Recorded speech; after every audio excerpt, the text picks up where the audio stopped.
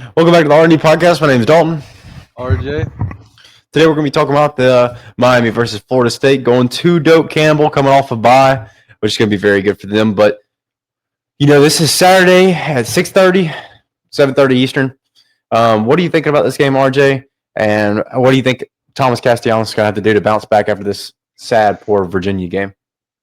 I mean, I feel like they did the Alabama, man. Honestly, when Alabama played Georgia last year, then came in and lost against Vandy. I feel like they did that to Virginia. They doubted Virginia, and Virginia handled the trenches very well. I mean, Florida State's defensive line looked like it didn't want to be out there. So if that same team shows up against Miami this week, pack it up, goodbye, because you're gonna get blown out. I think you're exactly right on the fact that Florida State, who has been kind of hot, they came into the season underdogs. You got a quarterback that talked all this mess against Alabama. He comes in, he beats them first game, coming off a 10 or 2-10 season. I mean, a lot of momentum, a lot of we're that guy now. And they really dominated Alabama, if you want to say that. In the first game, Alabama had some glimpses where it's like, okay, it's time to take over this game. And Florida State just said, "Nuh-uh." I just put their hand on their head, like a dog, just sit down. That's what they were doing to Bama. I hate to say that, but anyways, this Miami unit is different. Carson Beck, he goes down there to Miami, starts dating the Cameron twin, breaks up with her. We ain't got to get into all of that, but he goes down to Miami on a good little NIL deal, gets out of Georgia, which he felt like was kind of becoming sour in general. Like you didn't feel like that love was there for him like it once was.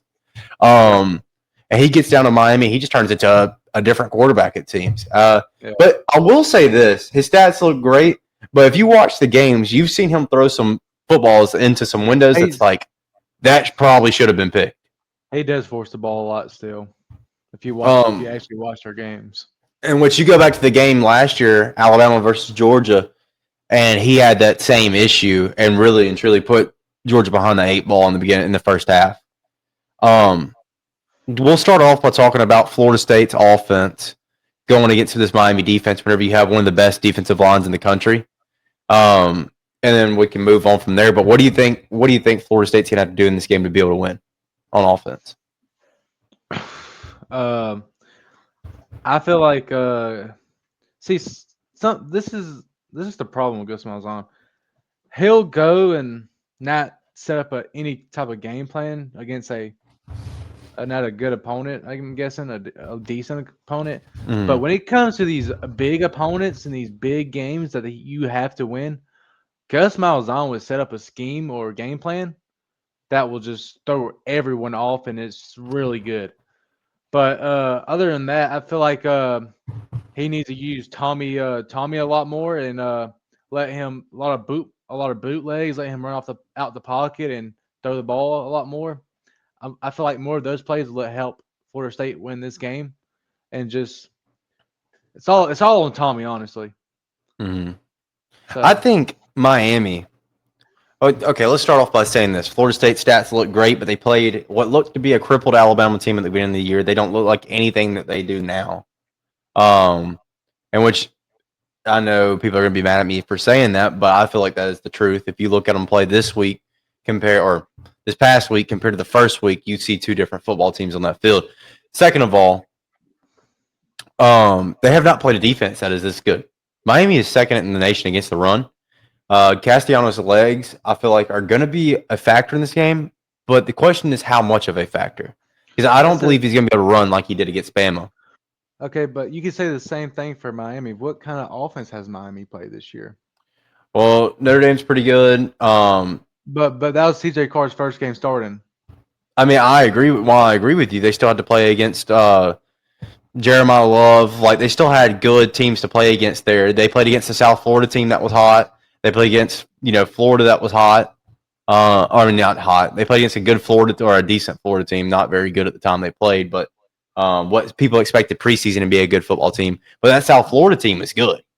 I mean, a lot of people thought they were going to go in there and upset Miami. So Miami has more credit on their schedule so far than Florida State does.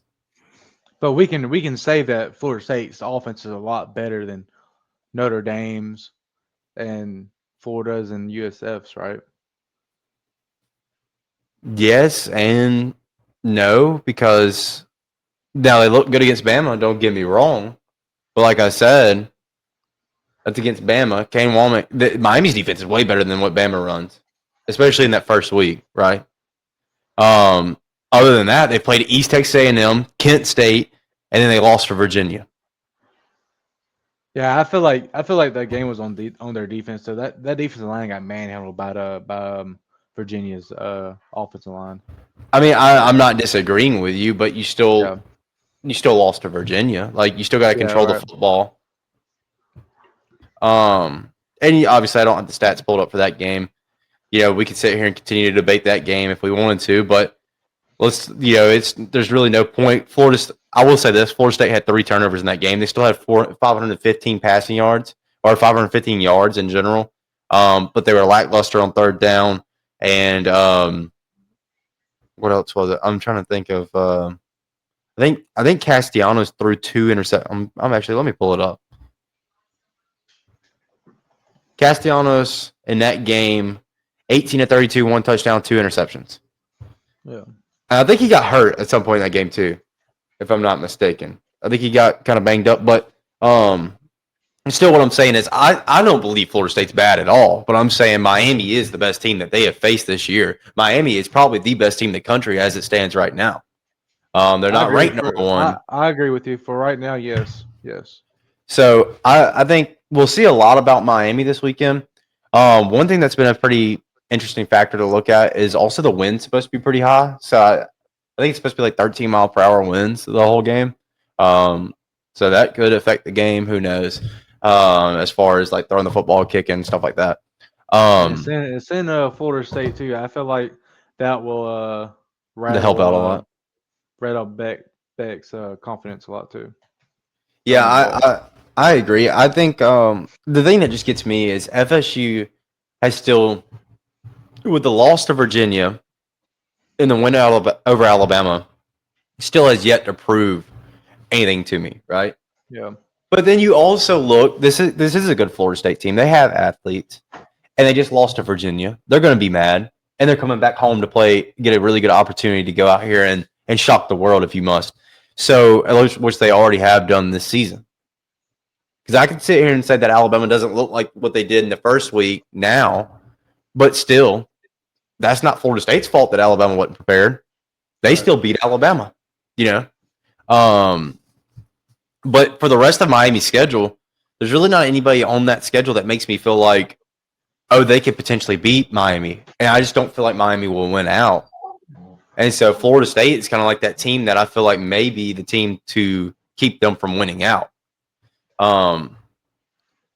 But I'm not scanning any score predictions or anything right now. We will talk about this: the Miami offense versus Florida State defense. What do you see? Do you think we talked about Carson Beck, how he likes to force the ball? But I think Mark Fletcher is going to be a huge part of this game. I think Mario Cristobal is going to say, "Hey, you're going to have to stop you're going to have to stop the run." But I'll still have Carson Beck in my backfield, who's probably one of the most overhated, but one of the best mechanically quarterbacks, most fundamental quarterbacks in college football. Well, if Florida State's defensive line played like that, like they did against Virginia, I mean, Miami's gonna run all over them. That I think that running back already averages what 4.5 yards a carry, I think. Mm-hmm. And if they play like that against Miami's offense, I mean they're gonna be done. But also, I feel like they're gonna be angry. Yeah. Florida State's angry right now, so. I agree. I think you come back to Doak, you're going to have a lot of energy in that stadium. There's a lot of things that can happen. And Doak Campbell on a Saturday night, hell, it can be You know 11 that. o'clock in the morning. It could be 2:30 in the afternoon. There's some bad things that go on. It's kind of like Jordan Hare. There's a lot of bad things that go on. That I don't know what they do up under the stands, but it just don't feel right there. You know what I'm saying? But on paper, Florida State has one of the best offenses in the country. Like I said, I don't think they've proved themselves just because based off the competition that they have played. Alabama's a great notable win, but other than that, East Texas A&M, Kent State, that boosts your stats a little bit, and they blew them out. Castellanos is a great quarterback. You have a couple good pieces. Squirrel White's a great receiver. You have a couple good pieces, but do you think that loss against Virginia is going to be enough of a mindset change for them to come in and beat what is probably the best team in college football right now at their place? I do. I feel like it humbled them a lot because after beating Alabama like they did, and Mm, then winning by 60 points their next two games after Alabama, I feel yeah. like Virginia humbled them a lot and put them back on this earth. And I Mm. feel like Florida State will come in this game angry, wanting to win this game. So And I feel like Gus Malzahn and Tony Clark, their yeah, defense coordinator, Tony White, yeah. Tony White will come up with good defense game plans too. And I feel like Florida State's D line will come back on track also. Well, I like that. What you're saying. Here's the thing that kind of conflicted me, just looking at like a past and history of college football compared to now. Florida State's remaining schedule, you have Clemson, who's a potential loss, which they got their own problems going on right now, but you never know. And you have Florida, who it's a rivalry game. It's kind of like Alabama Auburn. You never know. DJ Lagway could play like Tom Brady that day. Um, so you have two that are, and Pittsburgh's a good team as well. So you never know kind of what can happen with that game. And they play them right after Miami. So you have three kind of like, okay, these are kind of testy games for Florida State left in the year. But Miami, you got maybe Louisville, maybe SMU. And then other than that, you got Pittsburgh at the end, but I don't think Pittsburgh's beating Miami. Miami's just got too much talent. Right. So there's just like not another loss I see on Miami's schedule, and I have the strong feeling that they're just not going to go undefeated. That's really hard to do in today's college football. And I think Florida State being at home is a big advantage. I'll let you start with your score prediction, and then we'll go ahead and we'll go and finish it up. Well, I told you earlier I'm gonna go Miami, but I've changed that up, man. I feel like Florida State and Gus Malzahn. I mean, I picked them first week. I'm gonna pick them again. I'm gonna pick Florida State to win this Keep game. riding out with them. Yeah, I'm gonna go 28-24 Florida State. I just Ooh. Florida State. Gus Malzahn's going. I feel like Gus Malzahn's going to come up with a heck of a scheme to beat this Miami's defensive line, and also their defense will also show up because they're angry. What happened to them at Virginia?